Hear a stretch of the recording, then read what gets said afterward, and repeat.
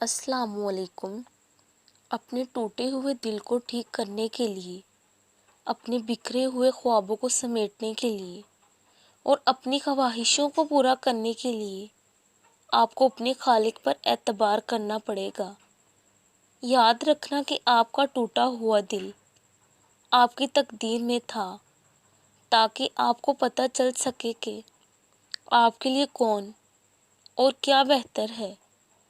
ہر ٹوٹے ہوئے خواب، ہر ٹوٹے ہوئے دل جو کچھ بھی آپ کو تکلیف دیتا ہے، ہر نامکمل خواہشات جو آپ کو درد پہنچاتی ہے، سب کو ٹھیک کرنے کے لیے آپ کو یقین کرنا ہوگا وہ الجبار ہے، ٹوٹے ہوئے دلوں کو جوڑنے والا، بکھرے ہوئے خوابوں کو پورا کرنے والا۔ اس پر یقین رکھو اور اس سے مانگتے رہو، کیونکہ صرف وہی آپ کی تقدیر بدل سکتا ہے، آپ کی دعاؤں کو قبول کر سکتا ہے۔